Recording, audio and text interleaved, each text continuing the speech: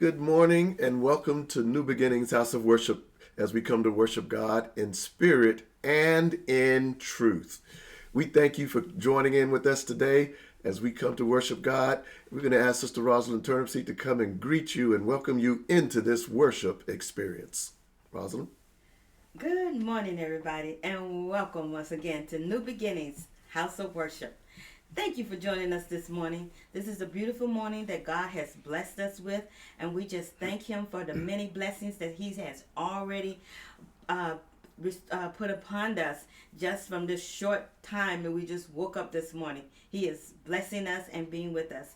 We pray that you have a beautiful week this week and just continue on your journey to just be into God and just enjoy the blessings that He has for you. As we close out Black History Month, just remember to keep teaching our babies all about the history. Remember, Black history is American history. So let's continue on, even though the month of February is coming to an end, but we still going to remember Black History Month.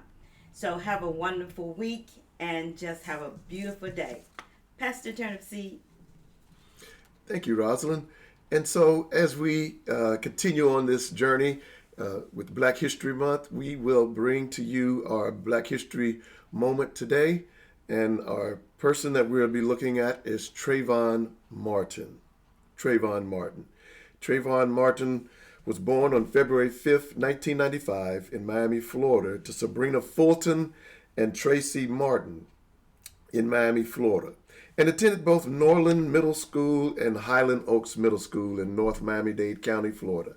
He attended Miami Carroll City High School in Miami Gardens for his freshman and sophomore years and was a junior at Dr. Michael M. Kropp High School in North Miami-Dade. When Trayvon was 9 years old, he pulled his father, who had been immobilized by burns to the legs, out of a fire in their apartment, saving his life. Trayvon enjoyed sports video games. He washed cars, babysat, and cut grass to earn his own money. Trayvon had played football at the park. He was 5 years old, and his team was coached in part by his father. Another of Trayvon's former football coaches said Trayvon had been one of the best players on their football team, the Wolverines, that played at Forzano Park in Miramar, Florida. Trayvon played for the Wolverines from ages 8 to 13 and sometimes sat out because his father benched him. He said he messed up in school. During his years in high school, Trayvon volunteered at Forzano Park, working in the concession stand, sometimes staying until 8 or 9 p.m. before going home. Trayvon's former football coach said he was a shy child and always walked with his hoodie and headphones on listening to music. Trayvon had wanted to fly or repair airplanes and in mid-2009 enrolled in Experience Aviation, a 7-week program in Opelika, Florida, run by award-winning aviator Barrington Irving. According to Irving, Martin was a polite youth that reminded him of himself because he had a strong interest in football until he fell in love with aviation himself. After Trayvon graduated from the program, he spent the next summer as a volunteer helping out new students in the aviation program. According to his parents, Trayvon had hoped to attend the University of Miami or Florida A&M. Trayvon's life suddenly came to an end when he was confronted by an armed volunteer neighborhood patrol watchman named George Zimmerman on this date, February 26 of 2012. Zimmerman had followed Trayvon in his neighborhood as he walked home from the store with a hoodie on. Upon confronting Trayvon, a fight ensued and Zimmerman shot and killed Trayvon, who was unarmed. Zimmerman claimed he feared for his life. And for this Black History moment, we wanted to share just a brief bit of information on the life of Trayvon and the experiences that he faced as a young man. Sometimes we only think of him as the young man who was shot and killed by George Zimmerman. But with the little information we were able to find, we wanted to share with you that he was a young man who had some troubles at school like most kids do, but he was one who wanted to get into aviation. He loved volunteer working, as you heard in his story. And so we want you to think about his family on this day, uh, uh, his mother, Sabrina Fulton, his father, Tracy Martin, as they go through this day of grieving and remembrance of their son on February 26, 2012, when he was killed in his own neighborhood. And this has been our Black History Moment for this month. Trayvon Martin. God bless the family. And so, as we continue in our worship experience, we want you, as Sister Rosalind mentioned, to remember that Black history is not just for the month of February. And we should always be willing to enlighten our young people, enlighten each other on facts and things of and different figures that have been prominent in the making of this country and in the making of our community as a whole. God bless you. So today we have a message for you, and we want you to get your Bibles out. I'm going to be reading from the New King James Version, going to the book of Exodus, chapter 5, verses 5 through 8 for our message today. I want you to keep your Bibles out, but whatever version of the Bible you have, keep that out, and as we go through God's Word today. You don't have your Bible with you, you just pay attention to the screen. If you're driving, don't look down. Just read along. Just follow along with us as we read these verses to you. Exodus chapter 5, verses 5 through 8. And the word says, "And Pharaoh said, 'Look, the people of the land are many now, and you make them rest from their labor.' So the same day Pharaoh commanded the taskmasters of the people and their officers, saying, 'You shall no longer give the people straw to make brick as before. Let them go and gather straw for themselves. And you shall lay on them the quota of bricks which they made before. You shall not reduce it, for they are idle. Therefore they cry out, saying, Let us go and sacrifice to our God.'"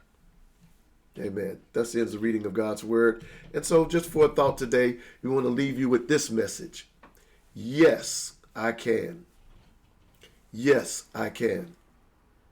And the biblical truth for this message today is that obstacles can't stop God's children. If God allows them, you can overcome them. Obstacles can't stop God's children. If God allows them, you can rest assured you can overcome them.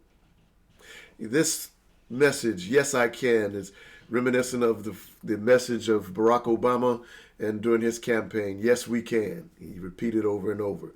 But we are looking into this message based on what God is saying to us today. And a lot of times we don't think we can do some things. We can't overcome some things. Obstacles come. And one of the first questions that come up in our lives when obstacles appear, and I think you will agree with me, is why? That word why. Why did this happen to me? Why today? Of all days, why did this obstacle come up? Why on this street did they have to do the construction work when I'm trying to get to work? Why did they have to do it today? And so when obstacles come in our life, we need to recognize where they come from and what God does with us as he allows them to come before us. He is allowing us to be strengthened and to see the strength that we have in him. Our adversary, Satan, is constantly attempting to keep us from all that God has to offer us. And he's constantly trying to keep us from those things. Whether it's good health, he don't want you to be healthy. Whether it's wealth, he wants you to be broke and disgusted and poor all your life. God is giving us some things, and we sometimes think of wealth as being a millionaire, billionaire. And we can be wealthy with the resources that God has given us. But Satan doesn't want us to see that. He'll get us in debt. He doesn't want you to have good health. He don't want you to have wealth. He don't want you to have happiness. He doesn't want you to have peace. And he doesn't want you to have eternal life with God. He doesn't want you to have that, because that's what God offers to us. And God offers many more. things to us. But don't allow him to steal your joy, no matter how difficult your trials may be. Don't allow Satan to steal your joy. Proverbs 16:3 tells us, commit thy works unto the Lord, and thy thoughts shall be established. We shared this with you in our moment in the Word on yesterday about having a trusting relationship with God. And so we need to be able to commit our works unto the Lord, and thy works and thy thoughts shall be established. God will establish those plans and thoughts you have. What are the plans you have made for your life? How are you going to complete those plans? How do you plan to accomplish them? Well, you need to follow God's precepts and watch your plans come to life. God will make your plans come to. God says, I know the thoughts I think towards you, thoughts to give you prosperity and good health, and to give you all those things of success.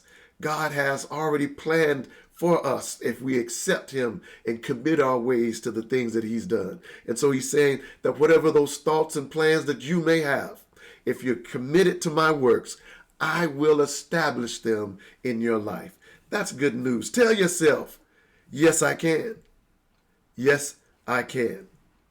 And so in this message today, God has some pointers that he wants each of us to recognize. And the first point that he wants us to recognize is that we don't need to fear your Pharaoh. Don't fear your Pharaoh. Verses 1-5. Don't fear your Pharaoh. And I know we didn't read 1-4, but we wanted to go back and let you see exactly how this message is. And so you should always read the context of the message even after the sermon has been preached. And so in verses 1-4, let me share that with you right quickly here. It says, afterward, Moses and Aaron went in and told Pharaoh, thus says the Lord God of Israel, let my people go, that they may hold a feast to me in the wilderness. And Pharaoh said, who is the Lord, that I should obey his voice to let Israel go? I do not know the Lord, nor will I let Israel go. So they said, the God of the Hebrews has met with us. Please let us go 3 days' journey into the desert and sacrifice to the Lord our God, lest he fall upon us with pestilence or with the sword. Then the king of Egypt said to them, Moses and Aaron, why do you take the people from their work? Get back to your labor. Don't fear your Pharaoh. Don't fear your Pharaoh. Know this, whenever God asks us to do something, Satan, our adversary, that Pharaoh in your life, is going to try to keep us from doing it. Whatever God asks us to do, your Pharaoh. Yes, we wrestle not against flesh and blood, but against principalities and powers, spiritual wickedness in high places. And so we need to be aware of what Satan is trying to do in our life. And he will present pharaohs over us to make our task seem hard, and that we would fear disobeying his word as opposed to disobeying God's word. Your Pharaoh will try to get you to fear him. That know this, that we don't have to fear him. Satan, our adversary, is going to continue to try to keep us from what God has for us. Look at what it says in the text. The feast to go in the wilderness. They had a feast to go, the feast to God in the wilderness. They were to go out there and to celebrate God. He said that when Moses came to him, let my people go, that my people hold a feast to me in the wilderness. Didn't say that they were going to leave and never come back. They were going to go and celebrate God and worship him. And so what is it that Pharaoh doesn't want you to do that God is asking you to do? What is it that your taskmaster, your job, your supervisor, your manager, your people in your own family, your community don't want you to do? Your ace boon coons, the people you hang with and follow all of your days because you want to be in that group or be in that sorority, that fraternity, be in that social group. Who is it that's trying to keep you from what God wants you to do? God says, I want my people to celebrate me and to have a feast and worship me in the wilderness. But what did Pharaoh say? I don't know your God. Who is the Lord? I don't know him. Matter of fact, I don't know him. And so why should I listen to somebody's voice who I don't even know? As a matter of fact, the Pharaohs saw themselves as gods. And so, if anything, you need to listen to me. And that's what society and that's what this world would do. Says you need to listen to me, listen to us, follow our plan for your life. I don't know your God. Who is he? Why should I listen to him? Why should I listen to you tell me what he says when I'm telling you what you need to do? Don't fear your Pharaoh. He'll try to make your God seem like nobody. And that's what this world is doing. Trying to make you think that Jesus was a nobody, just another person on this earth. He couldn't have been born of a virgin. He couldn't have died and rose again on the third day. How does that happen? That's never happened. We don't see that happening. That's just some fairy tale. And so they're doubting the power of God. That God who created this universe. They'll even tell you that God didn't create it. It all happened by some big bang that happened. And then this happened. And then that happened. And then before you know it, there was some fish crawled out the water. And then it started to walk on land. And then it turned into a monkey and an ape. And then it turned into a man. Everything except what God has done. And so don't allow your Pharaoh, your adversary, to make you disavow your own God because they don't know him and they don't recognize your God. Pharaoh then accuses Moses and Aaron of making the people lazy. And that's what your Pharaoh will do, will attack your leaders. They attack your leaders and make you think that they aren't helping you out. They're holding you back. Look what it says in the text. And when he said, who is the Lord that I should obey his voice to let Israel go? I don't know the Lord, nor will I let Israel go. So Moses and Aaron told them of the consequence of this thing that would happen. He said that God spoke to us and he asked us. He met with us and told us this. But if we don't do it, pestilence or the sword may fall upon us. Pharaoh didn't listen to that because he thought it was just to Israel. But we know the story, those of you that know, that the plagues came along. So listen to verse 4. Then the king of Egypt said to them, Moses and Aaron, why do you take the people from their work? You're taking them from their work. You're going to make them lazy. Get back to your labor. You go back to work. Stop making the people lazy. And that angered Pharaoh. That you were going to ask the people, asking me to let the people go and have a day off work so they can go and worship their God. Your Pharaoh will accuse your leaders. And don't you know, every time there's a great leader in the community, they'll either try to kill them, try to defame them, try to bring up things and slander their name. And don't you fall to those things that they say. Don't you fall to those things. Yes, we all have some things in our life that may not be right. But when God sends you the leader, when God sends you the preacher, when God sends you someone in your community to stand for what is right on his word, we need to listen and hear what God is saying and follow along in God's word, that we understand that this person is from God and sent from God to lead us into the promises that he has for us. Your Pharaoh fears you. You don't need to fear your Pharaoh. Your Pharaoh is responding in the way that he is because he really fears you. Look what it says in verse 5. It says, and Pharaoh said, look, the people of the land are many now, and you make them rest from their labor. Pharaoh's talking to those that are around him now. He sent Moses and Aaron away, told them to get back to work. But Pharaoh said, look, the people of the land are many now. Let's just stop right there and deal with that. Pharaoh sees your possibilities. Pharaoh says, these people are about to outnumber us, and they probably already have. And Pharaoh's saying, If these people lay around and start having time of rest and not working, start thinking for themselves, get amongst each other and talk amongst each other, then they're going to start to come up with some plans and they want to overthrow us. And you want to give them rest. Talking to the other people. They're allowing these people to have days of rest, thinking about giving them time off, letting them go and worship their God. Your Pharaoh sees your possibilities, and you need to recognize that when evil comes your way, when you're trying your best to do everything that you can do, you need to stop and realize that your adversary, our adversary, Hasatan, the adversary, he is the one who will try to bring fear in your life to keep you from doing what God wants you to do, because he knows that if you trust in what God says, God will strengthen you and give you the ability to overcome those obstacles in your life. Pharaoh will take away God's day of rest from you.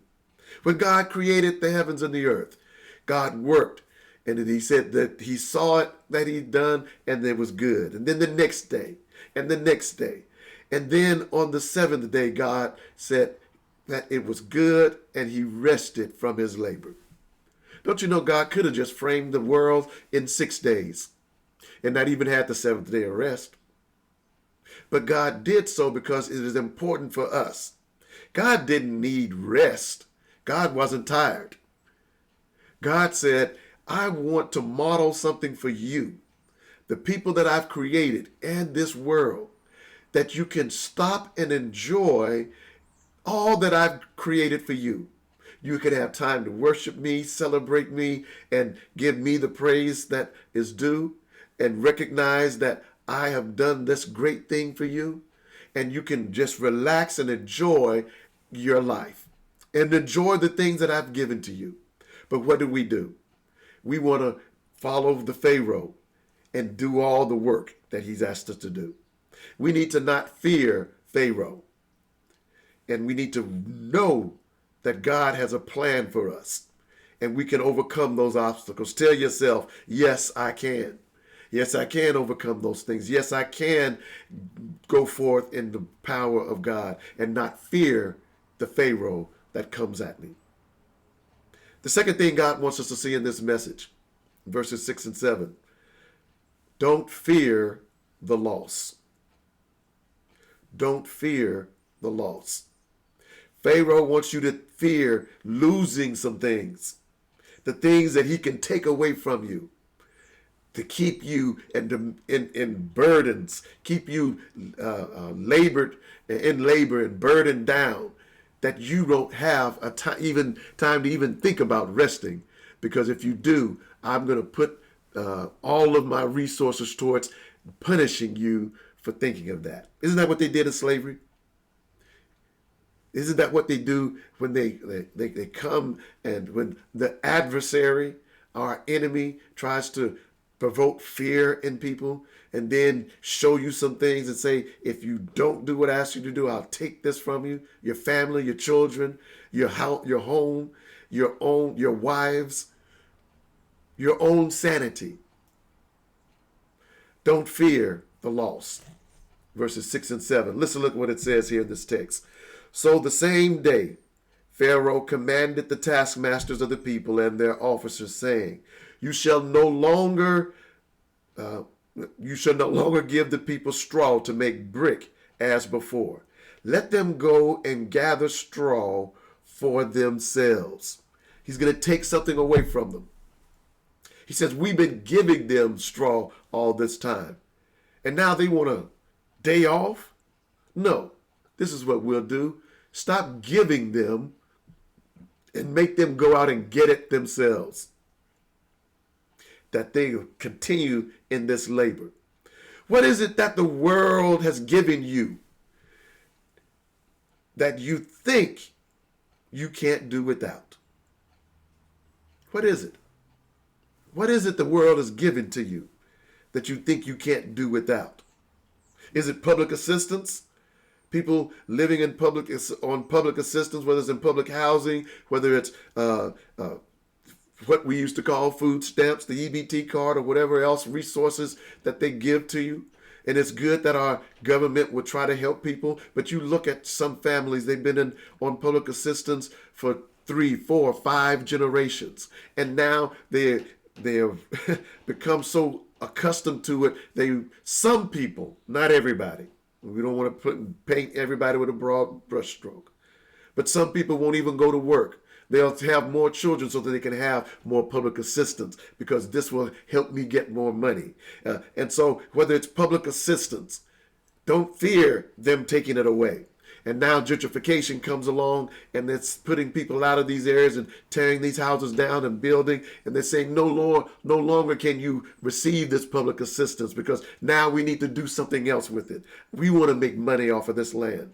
Is it public assistance that you fear them taking it away? Is it the stimulus check that you just keep on and doing the things that you're doing? You stop working, you have more kids so you can get more money on the stimulus check. There are people out there that are looking for that. There's the child tax credit. People will tell you you need to have as many children as you want. Stop working, because if your income go up, you won't get the child tax credit. And you'll get that $5,000, that $8,000 in tax on your tax refund. And they're looking for the 5,000, the 10,000, or whatever it may be, and not working all year long for one day's payday, because they think $5,000 is going to give them everything they need in one fell swoop, as opposed to working and earning for yourself. Don't fear the tax credit loss. Don't fear the loss of public assistance. Don't fear the loss of a stimulus check. Or maybe you fear losing the new look. You want that new look and you want to maintain it. You want the hair, the nails, the lashes, and the thighs. Everything you can do to make yourself look the image that society says you should look like. And try to create that image. And you're going to wear it here, there, and the other, and show all your body, and do all of these things that society and social media says you need to have. And then when it's gone, when you have the problem, you can't afford it, you can't do this, or things start to happen, you fear giving it up. You don't want to give it up. You want to keep and maintain that look. And you're fearing what society might say. You might be an outcast. You don't look like us. You don't have that look that we have. And so people are fearing those things. You don't fear the loss. Don't fear the loss. Notice what Pharaoh does. He says, make them get it themselves. We gave you these things. We assisted you all this time, because we did this out of the generosity of our heart. And you have the audacity to say you need to go and worship God. Make them get it themselves. Pharaoh wants you to work harder for the same pay. No, in this text, they didn't get paid for making the bricks. That was just part of slavery. But when slavery was done away with, and the taskmasters, your pharaohs, said, okay, well, we'll make you work, but we're not going to pay you regular pay. And to this day, there are some people who, that one part of society gets paid X number of dollars and you get minus X number of dollars for the same work that you do, whether it's gender, race, ethnicity, or whatever it may be. Pharaoh wants you to work harder for the same pay. He wants you to put in the overtime. He wants you to stay. And we have seen, even in the 21st century, how certain corporations were treating their workers and making them come in for overtime, and making them come in and even taking away that extra pay that they were supposed to get if they worked X number of hours over standard. And they were taking those away from them, saying, no, you worked 10 hours, only 4 days, so you didn't work 5 days, so you don't get any extra pay. Your pay level doesn't go up for what you've done. And you better not complain about it. And your Pharaoh will make you work harder for the things and give you the same thing. make you work overtime, make you work on extra days on the weekend, and tell you have to come in. We've seen that even with nurses, how certain hospitals were trying to take things away from them and make them come in and work certain types of hours and whatnot. And we see it in this society, in this capitalistic society, where your Pharaoh wants you to work harder for the same pay. Because what? They fear you getting together and talking and having a time with God. Because if you have time to worship God and listen to what he's saying, you're not going to want to hear what we're saying. Isn't that what they did with the slaves as African Americans? They took certain parts of the Bible out, and there's what they called the slave Bibles. They didn't want the slaves to read about their freedoms and the things that God had for them, the justice that God had for them, the righteousness that God had for them, the equality that God has for them. They didn't want them to know that. They just wanted them to know that they were to be obedient to their masters and servants of their masters, and that they should be happy to that they have what they have. Your Pharaoh wants you to work harder for the same pay. Don't fear your Pharaoh. They fear you. Don't fear the loss of things that your Pharaoh says they can take away from you. He doesn't want you to go and worship God. He doesn't want you to do that, because he knows that if you hear God's word, that you will find healing for your life. He doesn't want you to think of anything but service to him. What is it that you've given your whole life to that the world says they have for you? Is it that body that you want? You want to look fine all your life because at 16, 17, 18 you were able to, and now you're 50, 60, 70, and 80 and your body is changing and you're trying to make it look the same way? Is it that you want to work the same kind of things you've been doing, that hustle that you had going on, and God says, guess what? Those plans, those thoughts that you had of running your own business, to being a doctor, to being an aviator, to maybe even opening your own food truck and having your own business, that you could actually have done that if you listened to me and followed my plans, committed your ways to my works. I would have given you those expectations, but you listened to the world and told you that selling drugs is better. That told you that hustle, that going in there and stealing from the local store in your own neighborhood and making the prices go up, stealing from them and using that to make you a hustle that you can get this amount of money in one day, that's better than the working for the man, or even fulfilling the plans and dreams that you had for yourself. Don't fear the loss of those things. Your Pharaoh wants you to believe that you can't do it unless you do it the way he says do it. And the last thing God has for us in verse 8. God not only doesn't want us to fear our Pharaohs.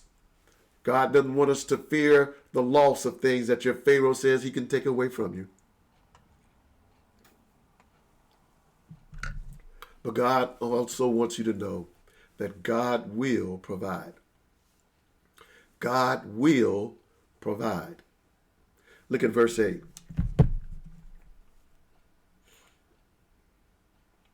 Verse 8 says, and you shall lay on them the quota of bricks which they made before. Pharaoh. You shall not reduce it, for they are idle. Therefore they cry out, saying, let us go and sacrifice to our God. God will provide. They may try to stop you from having prayer in school and say you can't have prayer in school. But yes, you can. They can't stop you from praying at school. They can't stop you from praying on your job. Because guess what? You don't have to give an open verbal prayer. You can stop and have a moment of prayer anywhere you are. They can't stop you from worshiping God, no matter what they tell you, no matter how they try to make you work 7 days a week, make you feel that you have to get from under that burden that they've put on you. No matter how difficult the adversary tries to make it, God will see you through. That's good news. God will see you through.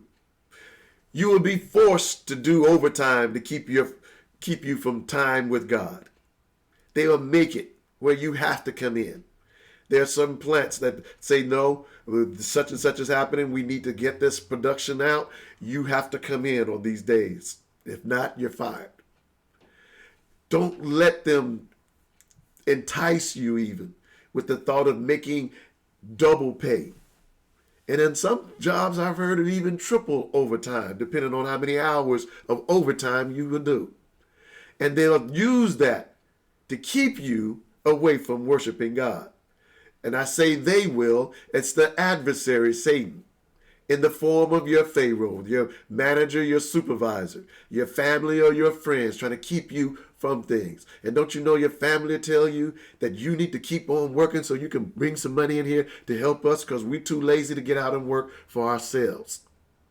Family members who have people in work, grown adult men and women sitting in the house not working, wanting you to go out and provide for them. You'll be forced to do overtime just to keep you away from God. No matter how difficult the adversary try to make it, know that God will see you through it. You will be forced to be resourceful to maintain productivity. You're going to have to go out and find straw yourself. Now, what kind of job is that? That's going to take away the tools and tell you to go out and buy them and make this job work and get this thing done. But that's the way the world will do it. The world will take things away from you. The things that they used to supply you and used to provide for you. They used to provide an hour for lunch. Now they take that away and give you 20 minutes. They may take your break away from you. They're saying, no, you don't need that many breaks. And that's why people form unions today. And I'm not here advocating for unions one way or the other, but that's why people find them, because taskmasters like your pharaohs are trying to take so much from you that you need somebody to represent you. And I guarantee you, your best union leader that you can find is Jesus Christ. He stands before God and represents us and for everything that we need in our life. And you can count on Jesus to get you just what you need. You'll be forced to be resourceful to maintain productivity. You have to go out and find the straw for yourself. And guess what? That means your day is going to be longer, because you have to go and get it as opposed to having it delivered to you. And when you have increased hours, that means you have less time with your family, less time for yourself, less time to spend in God's word. And that's what Pharaoh wants you to do, your adversary. You will be forced to give up your day of rest from labor. As we mentioned earlier, God rested from his labor. And hear the words of Pharaoh. It says, let us go. And the people were saying, let us go and sacrifice to our God. Let more work be laid on the men, that they may labor in it, and let them not regard false words. That's verse 9. Let more work be laid on the men, that they may labor in it, and let them not regard false words. They're saying that this thing that this Moses is saying to you is false words. There is no God. I don't recognize this God. And so you'll never get what you expect to have. Obstacles can't stop God's children. If God allows them, he will give you the ability to overcome them. Philippians 4:13 says, I can do all things through Christ who strengthens me. And that's what we need to depend on. We commit our ways to God's ways, and the strength that Jesus gives us because we have accepted him as our Lord and Savior. He's our union leader now. He's our representative. He stands there and strengthens us in his power and his might, and gives us the ability to do things that we thought we couldn't do. No, you don't need to fear the loss of what Satan, your Pharaoh, says he'll take away from you. Whether it's public assistance, whether it's housing, whether it's that stimulus check you've been depending on, whether it's that extra credit child dependency check. Don't worry about those things that they say that they can take away from you. God says, I will sustain you and provide for you day by day. God has and continues to make a way out of no way. Tell yourself, yes, I can. Yes, I can make time in my busy schedule to worship God. Yes, I can have a day of rest from my labors. Tell yourself, yes, I can trust God to be my provider. Yes, I can be productive on my job and in my life without the world's help. Yes, I can. Tell yourself, yes, I can. Yes, I can. Yes, I can make brick without assistance from the world. The world doesn't have to give me the straw because God is my provider. He is Jehovah Jireh, my provider, and he will provide me for one thing and he'll provide me for all things in my life. It's past time to stop believing you need assistance from your Pharaoh to make it in life. The world doesn't mean you any good. Yes, it may seem scary at first, but know that God has not given us the spirit of fear, but of power and of love and of a sound mind. When we trust in God for one thing, trust him for all. He will give us the power. He will give us the ability to operate in love, that we don't give back to our enemy what they gave to us. And he'll give us a sound mind to know that we can make it even with the obstacles that come our way, that we can overcome those things. The world will give you things to keep you from thinking for yourself. Don't want you to think for yourself. Want you to just do it the way they say do it. Social media don't want you to think for yourself. The things that out there that don't want you to think for yourself. They want you to just rely on what we say that can work for you. The world don't want to give you things. They want to keep you from seeing how strong you really are without them. That's why Pharaoh don't want you to go and worship God. Don't want you to get together and talk amongst each other. Don't want you to be around people that are dealing with the same things, that can overcome things. Don't you know that when the world told people that black people, told Chinese people, told native people that you can't live with us. We don't want you to be around us. That's the work of Satan. And they did it even to poor white people. They wanted to exclude them. They want to have their exclusive neighborhoods where they live. They're the rich. They're the wealthy. They're the ones who make the plans and the laws of the land. They put them in these areas and said, you know what? Y'all don't be around us. You can't have what we have. And they had the Black Wall Street emerge. And we had towns across this nation where they operated their own businesses and were wealthy. And they were angry when seeing them being so successful and prosperous, and started to destroy their communities,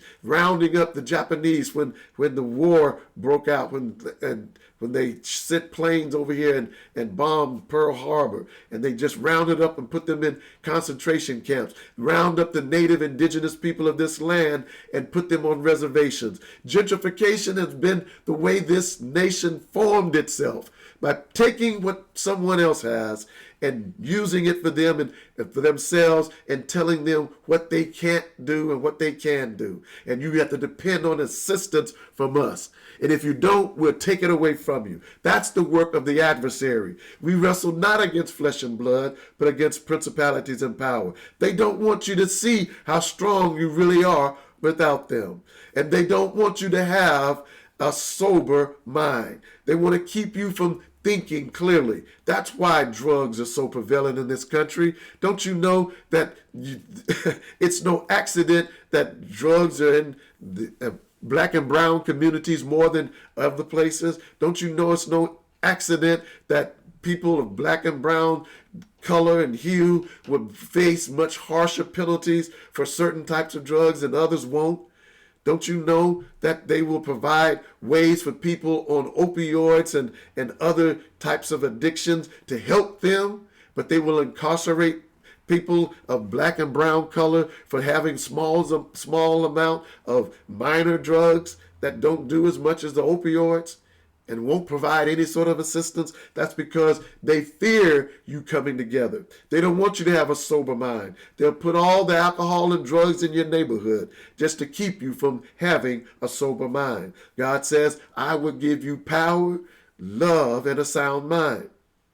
1 Corinthians 10:13 says, there's no temptation has overtaken you except such as is common to man. But God is faithful, who will not allow you to be tempted beyond what you are able, but with the temptation will also make the way of escape, that you may be able to bear it. Don't fear the obstacles that come. God says there's no temptation that comes your way that's not common to man. Everybody would be tempted. Jesus would be tempted. But guess what? When you trust God and you put your life in his hand, God is faithful to make you able to escape the temptation that comes your way. Don't have to fear losing the assistance that Pharaoh wants to give you. You don't have to fear the things that Pharaoh says he can take away from you. You don't have to fear the loss of anything. You don't even need to fear that Pharaoh. God will take care of you. You just have to trust him and his plan for salvation. And his plan for salvation comes through Jesus. Jesus came into this world to fulfill the ultimate sacrifice for the sins of this world. No longer can you do it through sheep and goats. You no longer can you do it by sacrificing animals. There had to be a sacrifice that came that could keep the commands of God and being that unblemished lamb, and that's through Jesus. He came and hung, bled, and died on Calvary's cross for all of our sins because we could not be redeemed and restored into right relationship with God. And so God has salvation for us. God has redemption for us and restoration. God has healing for you and for me. God has prosperity laid out before us. He has the land of milk and honey that we can enjoy here. But the ultimate gift is through salvation when we spend eternity with God. And God has that offer for you if you would only accept Jesus Christ as your Lord and Savior at this very moment. Don't wait for a special time or a special day, a special place. If you are out there struggling with all the things that are going on, tell yourself, yes, I can overcome those things if I trust Jesus Christ and allow his strength to move us and give us the ability to overcome those things. Put your name in the comments section right now. Let us know that you want to give your life to Jesus. And we will pray with you and help you establish that right relationship and take on that relationship with God through Jesus Christ. Put your name in the comment section and let us know. If you don't want to do that, then you can email me at pastornewbeginningshow@gmail.com. Once again, that's pastornewbeginningshow@gmail.com. Put your information there. I will get back with you and help you find that right relationship with God. We'd love to have you join this ministry and be a part of what we're doing here at New Beginnings. But that's not the main focus. If you don't want to, we'll help you find the church in your area.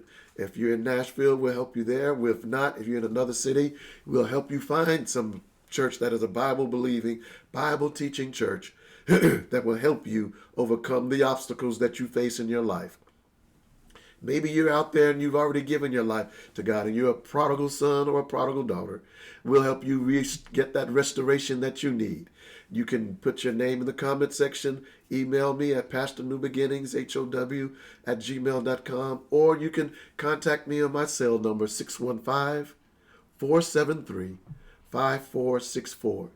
That's 615-473-5464. All of this information is provided with this post that we'll be posting here on Facebook Live. If you have family members that you want to share this with, share this message with them. And we also have our post on YouTube.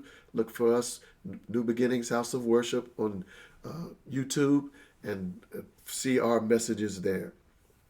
We also want you to be able to give to this ministry if you so desire. There are many things that we're doing, working on scholarships to give to students. We already have some commitments for this year that we'll be giving out scholarships. We want to continue to help families and start an educational enrichment program, and we need your help and assistance. God is already blessing us, and we're going to continue working. You can give at givelify.com. Right here on your screen. You don't have to download the app if you don't want to. Just go to givelify.com. Look for our location, New Beginnings House of Worship at 3919 Kings Lane, Nashville, Tennessee, 37218. You can click on donate or give, and then just give whatever amount you like to there. If you're like me and don't like to do a lot of giving online for whatever reason, then you can just mail it to us to New Beginnings House of Worship, 3919 Kings Lane, Nashville, Tennessee, 37218. We thank you for joining in with us, and again, be with us as we prepare on next Sunday to celebrate our second year anniversary, second year of founding of New Beginnings House of Worship, and here in Nashville, Tennessee. We are an online worship experience, trying to make sure that we're able to allow God's word to reach people wherever they may be. And for whatever reason they may not want to be in church, a physical church building, you can still receive God's word.